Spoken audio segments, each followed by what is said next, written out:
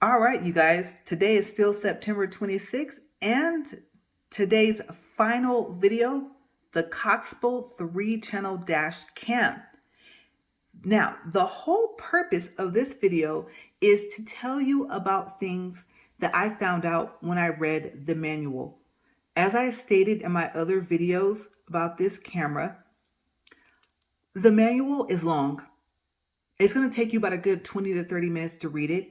And the information I'm about to give you, I think, should be more closer to the first page because, I mean, if you just so happen to unfortunately get into an accident, you want to make sure that the camera is recording and that it actually catches the accident. Okay, so these are things that you need to know, especially if you're trying to get the camera to continuously record. Whether you're doing like I am and using a portable charger, which I will tell you about this in a second. It's about the size of your average cell phone, a little over 6 inches long and a little over 3 inches wide, or whether you're using your car battery or whether you're using your fuse box. Okay, a lot of people have said that if you have this hooked up to the battery, it's going to run down your battery. It might even ruin it. If you have it plugged up to the fuse box, then you might not want to do that. So a portable charger is another option that I decided to go with because I don't want to ruin my car. I also don't want to come back outside and find my car on fire. So I decided to try the portable charger. But yes, number one, if you want the camera to continuously record, you have to turn motion detection off. What happens is that motion detection, once it detects motion, it will record, I believe it said, a 1-minute video and basically start, I guess in a sense, recording over what it is currently continuously recording. Okay, so what I mean by that is you're driving down the street and let's say you stop at a red light and a person walks across the crosswalk. Well, of course, if motion detection is on, it's going to pick up the fact that the person is walking across the crosswalk in front of your car. It will stop recording and it will start, I believe it's a 1-minute motion detection video. Okay. I would say for me personally, I don't want it to do that because if it's continuously recording, there's no need for it to stop and start a separate video. I want it all in the same video. So you have to turn motion detection off. I would also suggest turning off parking mode as well if you wanted to continuously record. Another thing is you only get two 3M rectangular pieces. They stick very well. So if you just so happen to decide to move your camera like I did, you only have 2 chances before you have to find some other form of 3M tape to stick it to your windshield. And that is for the main camera. For the rear camera you see up here, I want to say it only has 1 piece, but it might have 2. But just in case I am correct about it only having 1 piece, just make sure you stick it on your rear windshield where you want it.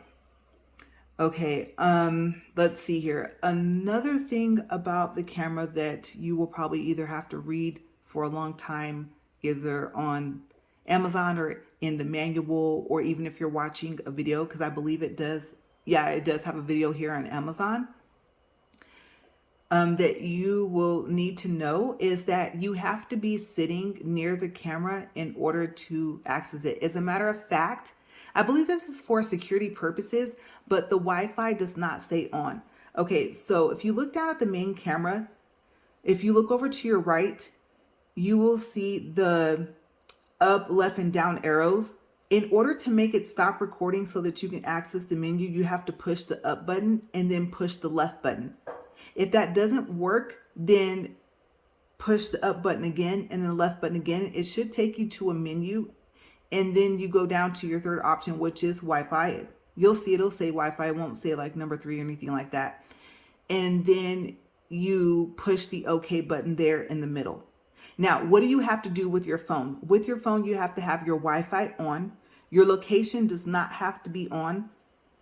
And then you go into the app and you click connect. It will take you to your Wi-Fi page so that you can choose this camera. Okay, now if you have more than one camera in your car, also, I don't think that I've heard anybody give this advice, but make sure that this camera, okay, your COXPAL camera and any other dash cam you have in your car is set to auto reconnect off.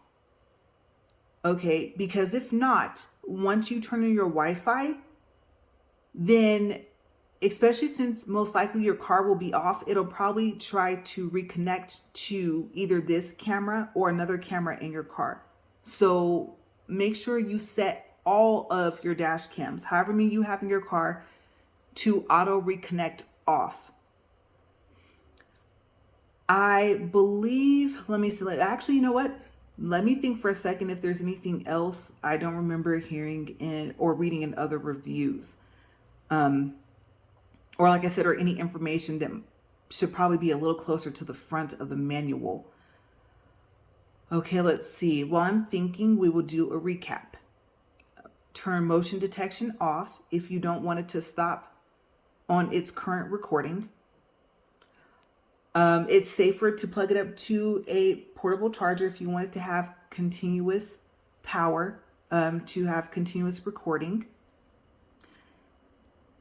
You only have two pieces of the 3M rectangular square to connect your main camera down here. And I believe you only get one for your rear camera. You might get two, but either way it goes, they stick very well. So if you decide you want to move it, then just remember you only have two before you have to look into other options to stick it onto your windshield.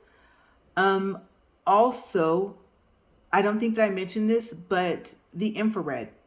Okay, the infrared, you have three choices: off, on, or auto.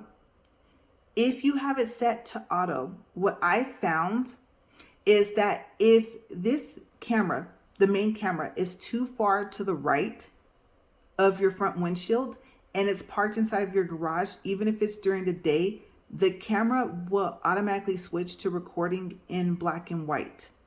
Okay, so I found that you might have to place it a little closer to the rear view mirror. Now, why did I take it off from there and put it closer to the right? Because I wanted the inside camera to record not just the inside of the car, but mainly more so of the driver's side on the outside versus the passenger side. And so, like I said, that caused me to have to move the camera a little bit more to the right. And when I did that, I noticed that even though it was daytime, because my car was in the garage and because it was set on auto for infrared, that it would either record mainly in black and white, or it would do this weird thing and it would switch back and forth between color recording and black and white recording for the inside. But I will say that once I backed out of my driveway, it started recording in color for the inside. Okay, I did not have that problem for the front camera, just the inside camera. Now, other things that you will probably find out are, let's see here. Let's go over here to the right side because I'm remembering something else that I did not know until I got this camera. Okay, so you see where it says 2K plus 1080p plus 1080p. So the 2K is for the front camera. The first 1080p is for the inside camera, and the second 1080p is for the rear camera. Okay, if you leave your front camera to record on 2K, you can, let's see, how should I explain this? Okay, you can download the footage using the app from your SD card to your phone. But it will tell you that the file size is too big to send. Okay, so if it is the front camera, I have not tested that with the inside camera or the rear camera. I actually forgot to, but I can say for the front camera, the only thing you can do at that point, I don't even know. You know what? I was going to say maybe if you crop the video, the recording, and make it shorter. But honestly, I don't think even that would help. Okay, you can only send that recording to someone on Facebook Messenger or even yourself on Facebook Messenger. If you try to text it or email it, it will tell you that the file is too big. Now, you have options.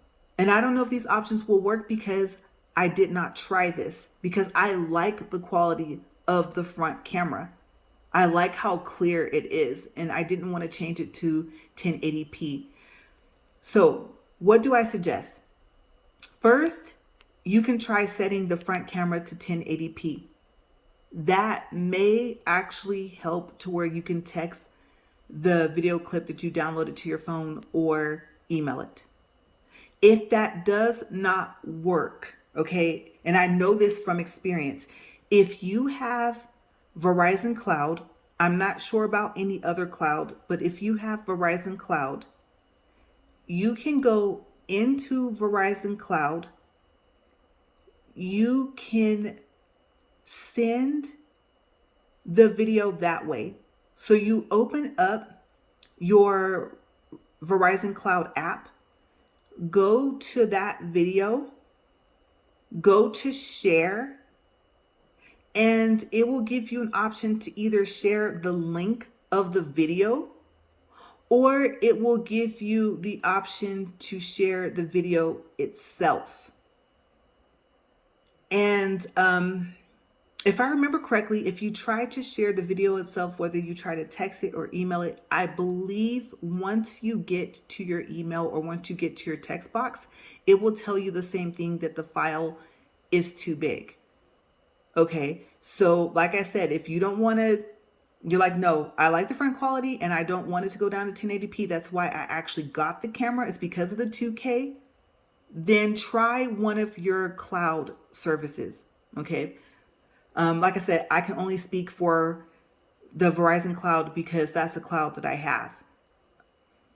So that is also your way around not having to, I don't know how you would say it, not having to give up your 2K quality for your front camera.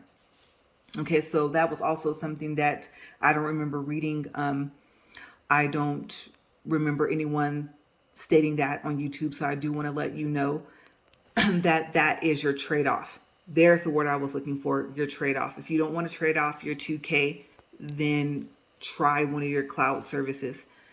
Okay, so as you can hear, my voice is going out, so I'm going to end this video. And I believe I went through these pictures on the left here. If I didn't, let's go through them quickly. Okay, so we are in our one lasting segment because I actually almost forgot this.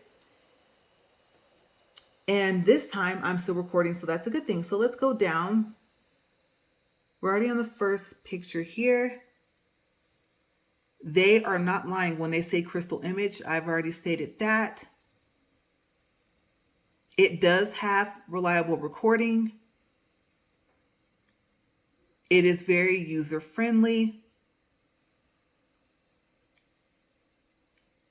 Smart parking monitor. And it shows you the options that you have there. And like I said, I believe you can choose anywhere from 15 minutes to like 6 days or something. It's pretty long. And then it showed you some of the night recording there. And I believe that's just night recording. That I don't even think that's with your infrared, but maybe it is. It doesn't state here. That must be the other camera I'm thinking about that actually tells you that's why it's able to record so clear, besides your 1080p at night. but I believe, don't quote me on that because I believe that's not exactly the purpose of infrared. I think it's just for your inside camera. Like I said, recording in color versus recording in black and white, and the clearness of your image also. Okay, so if I'm forgetting anything else about infrared, I'm sorry, but I'm new to this, and I always tell you guys that I am not that tech savvy. So yeah, like I said, here it is on Amazon, and get it, try it out. Let me know down in the comment box below if you get this camera, if you like it. Also, black boxing, I think is what it's called, is when you have multiple cameras in your car. You can look at those videos on YouTube. And I think it's just, like I said, the fact of having multiple cameras in your car so that you can also see outside to the left and right of your car. And I don't think that there's actually black box cameras, but I could be wrong. But on those videos, I've noticed that they've had other cameras. If there are black box cameras, I don't think I saw any videos with the black box cameras, just the actual idea or her whole purpose of black boxing, which is to be able to, like I said, not just see out of the front or the back or the inside of your car. Okay, so if you've done that and you have some cameras you really like, let me know, because honestly, I don't think I'm finished with the amount of cameras I have in my car. I think I want to put some more. And I believe, like I said, black boxing is actually referring to the I don't know if you want to call it technique, or just, like I said, the whole idea of being able to get as many angles recorded for the outside of your car as possible. Okay, so if you try that, let me know. Let me know how it works. Let me know what camera you use. Like I said, if you tried the COXPAL camera, let me know if you like it. If you don't like it, what you don't like about it. The only thing I don't like about the camera is that you have to be near the camera, like literally sitting like in your car. Or if you take it out of your car, have it on a table right next to you in order to access the Wi-Fi. But like I said, I'm pretty sure that's for some security purposes, so someone can't hack into the camera. Okay, so there is an up and downside to that. I would prefer that it at least was able to stay on and keep connection for about 10 to 15 feet. But then again, like I said, if you think about the security purposes of it, then it serves its purpose and it does work well. And it is a good idea that you have to keep turning it back on. But it's just a personal preference of mine. So let me know, would you rather be able to keep the Wi-Fi on at the camera so that you can at least access it, maybe not like right next to it, like if you don't want to have to be sitting right next to it? Or do you like the fact that you constantly have to turn the Wi-Fi back on the camera in order to be able to access it from your app? Okay, so let me know in the comment box below. And as always, thank you for watching Upfront and Honest Reviews. Have a great day and stay safe. All right, you guys, so just really quick, I realized that once I stopped recording, that I told you guys that I was going to tell you about this portable charger that I have plugged up to the COXPAL camera, and I forgot. Okay, so here's the information on Amazon. You can see the price, you can see your coupon down there. I did quickly show you the portable charger. That's exactly what it looks like. Like I said, it's not too much bigger than a cell phone. The reason why I like this one is because when you're charging it up, it does not overheat. It does not get hot. If you're charging it up from, let's say, 20%, then it will get warm, but eventually it will cool off and it will stay cool. The other reason why I would recommend this portable charger is because it also does not get hot or even get warm when the COXPAL dash cam is plugged into it. And keep in mind that the COXPAL camera, as we can see here, is a 3-channel camera. So it records the outside, the front, the inside of your car, and that top camera is your rear view camera. Okay, so it's using just a little bit more power than your average dash cam. Okay, so yeah, that's why I like it, is because I actually forgot to unplug the camera, and it was plugged up to the portable charger for about 3 hours, and the portable charger still had about 66% left of battery power. Okay, and it also was cool to the touch. Like I said, it wasn't even warm. Okay, so back over here quickly to the portable charger, the information on it. That is why I would suggest using this one. Of course, try another one. And if there's another one that you like that does the same thing, then let me know down in the comment box below. But yeah, just really quickly, you guys, I did forget to tell you that that's why I like this portable charger.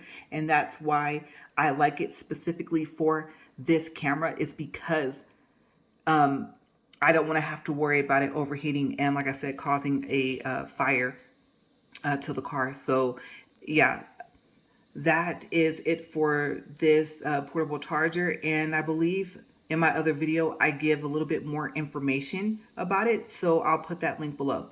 All right, you guys, stay safe.